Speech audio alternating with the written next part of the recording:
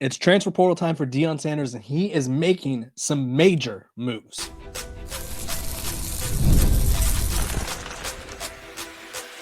You are Locked On Buffs, your daily podcast on the Colorado Buffaloes, part of the Locked On Podcast Network, your team every day.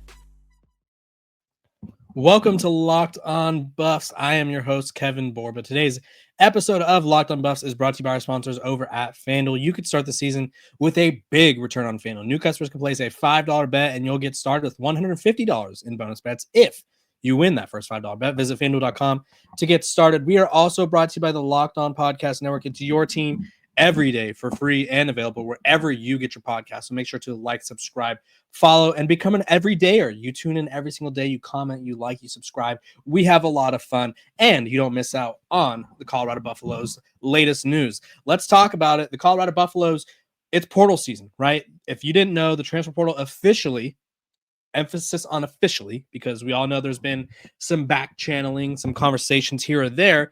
It officially opened on Monday, December 9th. So yesterday, if you're listening or watching this episode on Tuesday, and the Buffs are being quite active at positions that I said they would need to be active at, which is a good thing, because one, that means I know what I'm talking about. Two, that means they know where they're losing talent or where they need to replenish talent. So let's start with the headliner. The Colorado Buffaloes are hosting Alabama defensive tackle Jaheim Oatis.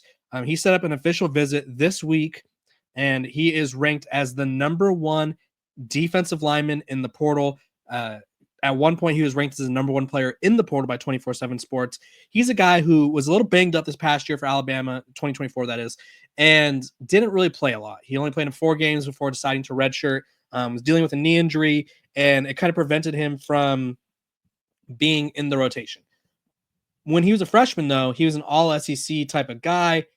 He put up some pretty big numbers, I think you could say.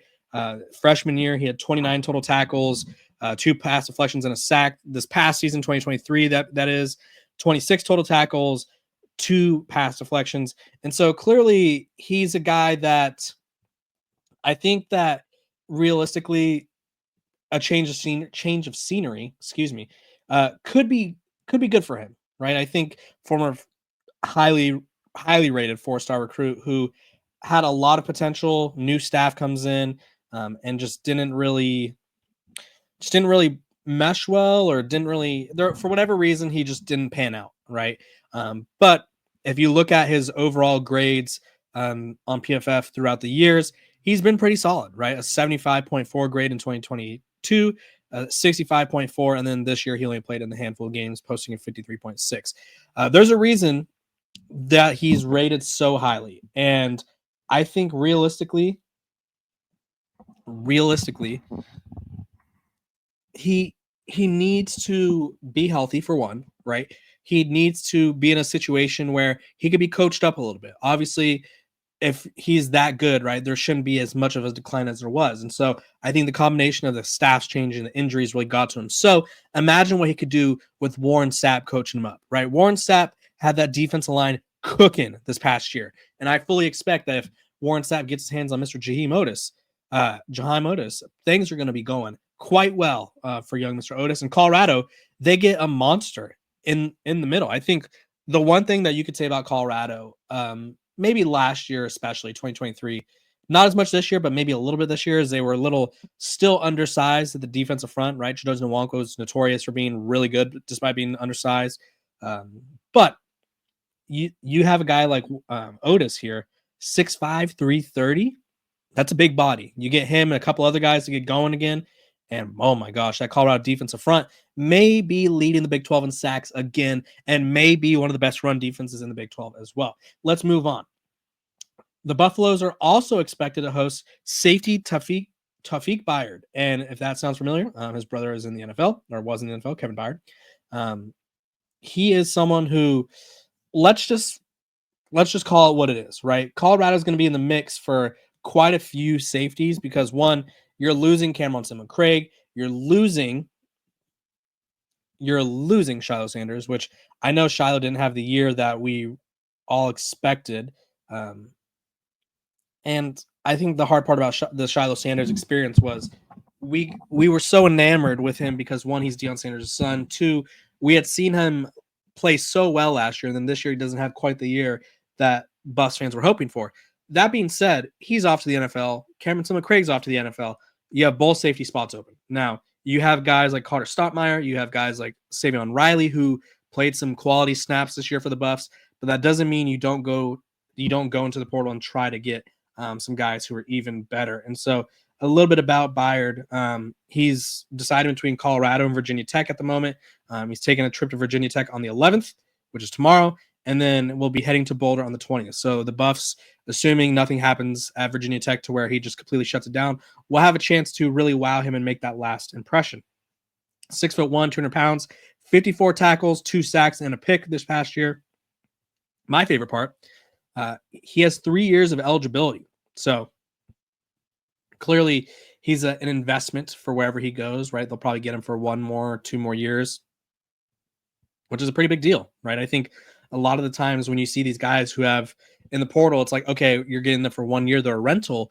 This guy would not be a rental. And so Colorado would get some much needed experience, some much proven depth at the back end of their defense. Moving on, they are also going to be hosting Northwest Missouri State tight end Zach Atkins for a visit. He's taking a trip to Arkansas on the 11th through the 12th, South Carolina on the 13th through the 14th, and then Colorado on the 15th through the 16th. Zach Atkins is someone who I think a lot of people aren't familiar with. He was a no-star recruit in high school as a wide receiver, and then he blossomed into a 6'4", 245-pound tight end, and now has over 20 offers in the portal. So clearly he was just a late bloomer. He's already taken a trip to Ole Miss, and he's going to see, like I said, Arkansas, South Carolina, and then the Buffs. He had 30 catches for 306 yards and 3 touchdowns. And I think that the sort of note on him is like he could be even better. It just didn't have the right situation around him at his school. Here's what the 24/7 Sports scouting report is. He's very versatile. He's a versatile tight end that can do a little bit of everything. Can attach in line and give you some ability as a run blocker while showing enough of a presence as a pass catcher that you have to respect him. Expect teams to view him as a second or third option in a tight end friendly offense. Atkins is hoping to showcase a skill set as a receiver wherever he ends up. So clearly this would be a good get for Colorado. I think the thing to note about him is like if they bring him in, they probably aren't only going to bring him in. So they're going to probably take a chance on another tight end or two because he's currently ranked as a number 9 tight end in the portal. And there's guys like Max Clare, from Purdue, Luke Haas, who brings me to my next point, tight end out of Arkansas. Colorado was named as a team to watch for him. He's ranked as the number 2 tight end in the portal, and pretty big deal, right? I think Colorado needs that. They need better tight end play. They need someone who can make a difference, pass protection, run blocking, and pass catching, right? It's a lot to ask, but that's the job. And so Luke Haas is another player. Burst on the scene 2 years ago as a true freshman. He caught 16 passes for over 250 yards and 3 touchdowns in 4 games before he had a season-ending injury. And then once the schematics changed over there, you saw his production drop. But programs like South Carolina, Michigan, Oregon, and LSU are after him. So Colorado's going to really have to put in work there.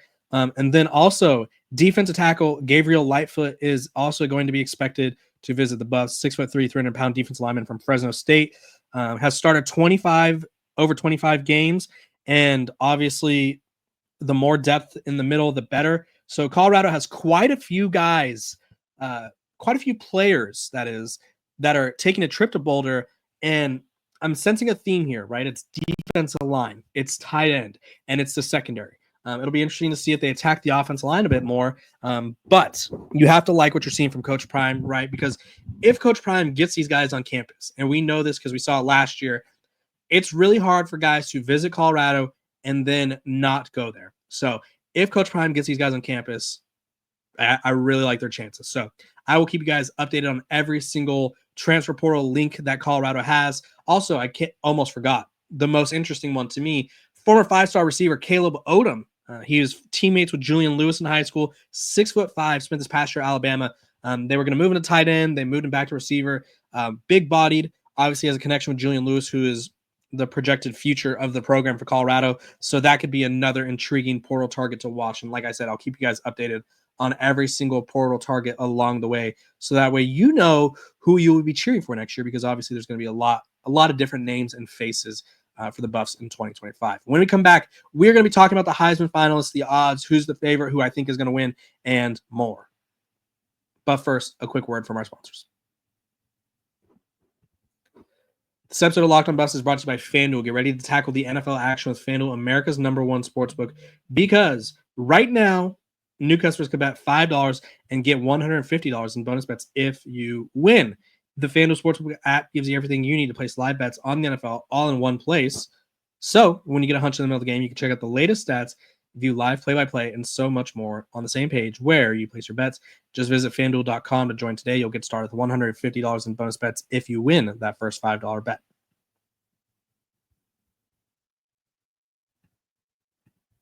Welcome back to Locked on Buffs. Appreciate you guys for tuning in every single day. Don't mind the sun. It's getting sunny out here for some reason, so the sun's blinding me. But we're free and available wherever you get your podcasts. Make sure to like, subscribe, follow. Everydayers, you know who you are. You tune in, you like, you subscribe, you comment. We have fun in the comment section. The show would not be possible. If you're an everydayer, make sure to comment below so that way we could have a little discussion and just say, hey, what's up? Let's talk about the Heisman race, the Heisman odds, the Heisman candidates. Let's just talk about it all. So FanDuel, that's whose odds we're going to be using because they're a great sponsor of the show. But the Heisman people, the folks over at the Heisman Trophy, announced the winner of, or not the winner. I wish they announced the winner. They announced the 4 finalists for the Heisman Trophy. And as you knew, or as we all expected, Travis Hunter was one of them. And he was joined by Dillon Gabriel. He was joined by Cam Ward. And he was joined by the man, the myth, the legend, the guy who I think is the only one that really has a chance of pushing Hunter for him, Mr. Ashton Jeanty out of Boise State. So let's talk about it. First of all, over on FanDuel, which if like I said, if you guys want to get in on the action, go check out FanDuel. They have the odds up right now, and what you need to know is Travis Hunter is the overwhelming favorite.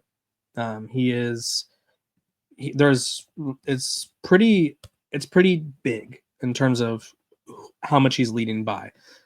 He has, and I'm looking at the odds right now. The last time I saw, he was plus 1,100. So pretty big favorite there. So Hunter is currently sitting at minus 2,500 odds.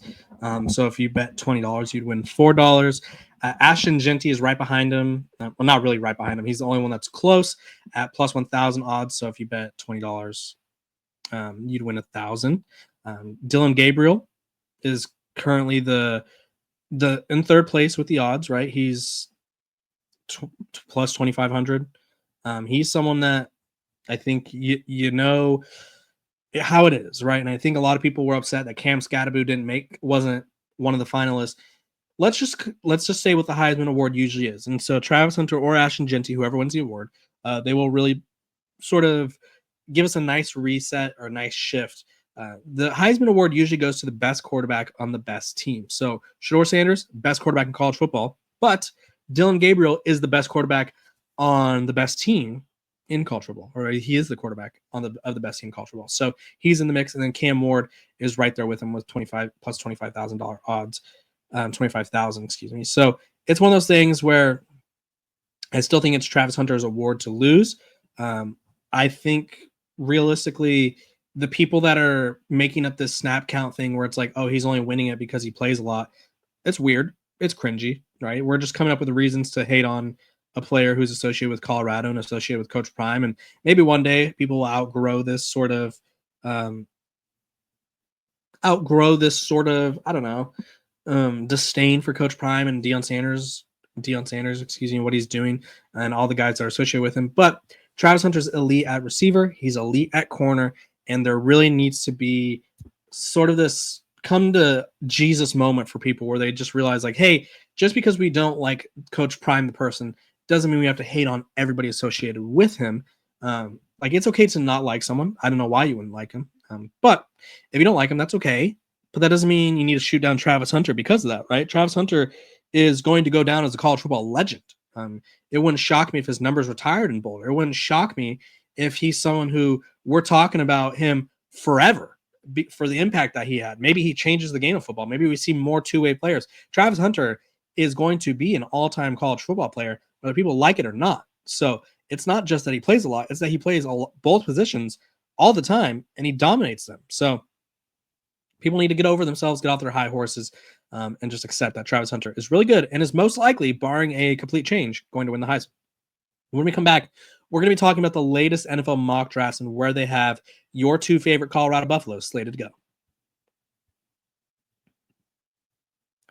This episode of Locked on Buffs is brought to you by Omaha Steaks. Nothing delivers comfort and joy quite like the unrivaled quality and taste of Omaha Steaks. It's guaranteed perfection in every single bite. And right now, you could save on unforgettable gifts with 50% off at site-wide, omahasteaks.com. Plus, score an extra $30 off with promo code COLLEGE. With 5 generations of experience, they consistently deliver the world's best steak experience, and the gifting experts at Omaha Steaks have made it easier to deliver the perfect gift in thoughtfully curated gift packages featuring gourmet favorites, from legendary steaks to mouth-watering desserts and more. Save 50% off site-wide for a limited time at omahasteaks.com. Plus, our listeners get an extra $30 with promo code COLLEGE. That's 50% off at omahasteaks.com.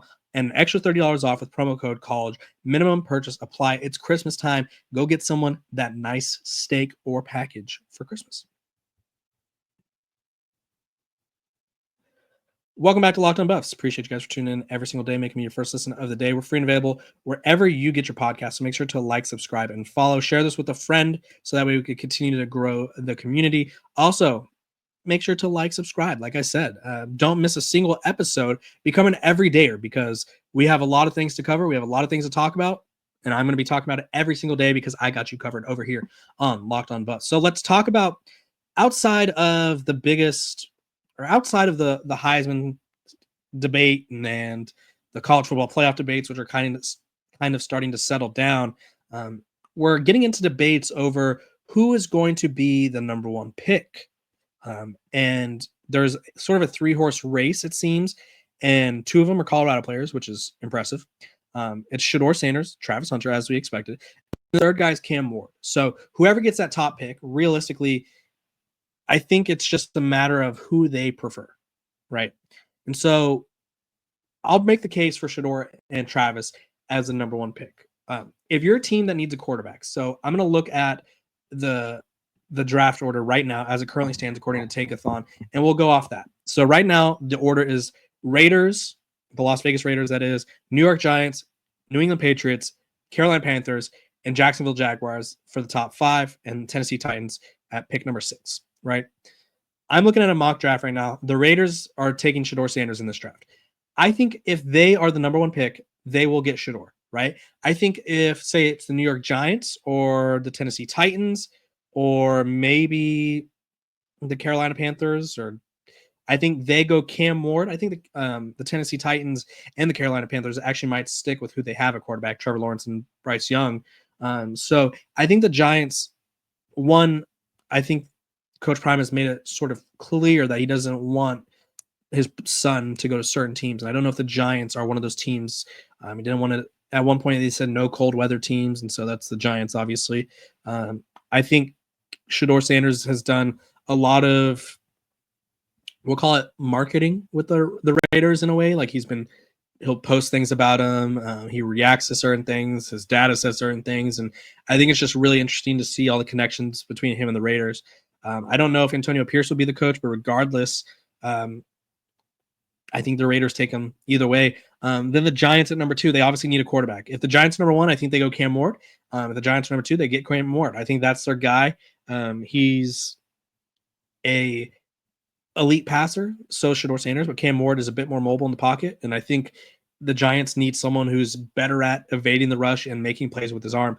And so I think that bumps Travis down to number 3. Now, if a team like the Patriots were to get Travis, or if a team like the Patriots would have the number 1 pick, which would require a couple teams to win and things to go wrong for those other teams ahead of them, I don't know if they take Travis number 1, right? I think you want the problem with the number 1 pick, and I think Travis Hunter could very well go number 1 because he's talented enough. But the thing with the number 1 pick is it's the best pick in the draft in a way. So if a team is trying to trade way up, like say say the Titans are at 6 and they know both the Giants and the Raiders, who are at 2 and 3 for this hypothetical, are going quarterback. The Titans may give you they may sell the farm to get that top pick to draft a quarterback. Same thing with the Browns. Do they trade up? Do the Saints trade up? Excuse me. Not the Bengals, but like the Cowboys or the Colts or whoever it is? Like, do any of these teams who are in the 10 to teens trade up so that way they can get a quarterback at that top pick? Like, I don't think Travis Hunter, there's no doubt in my mind that Travis Hunter isn't number 1 pick worthy. But I think the way the draft works now is teams want to get their quarterback of the future. So whoever has that top pick may trade back knowing that they could get Travis Hunter if he falls behind the 2 quarterbacks. And then you just get a lot more draft capital. So we will have to wait and see how that plays out. I'll have some NFL draft insiders on the show so that way we could talk about where they see these guys falling or landing, if you will. And so really excited for the Colorado Buffaloes to see how they stack up in the Heisman race, the NFL draft, and in the transfer portal. So if you want to make sure that you don't miss out on any more of the Colorado Buffaloes coverage that we have over here on Locked On Buffs, make sure to like, subscribe, and follow, and I will see you guys tomorrow. Everyone have a great Tuesday.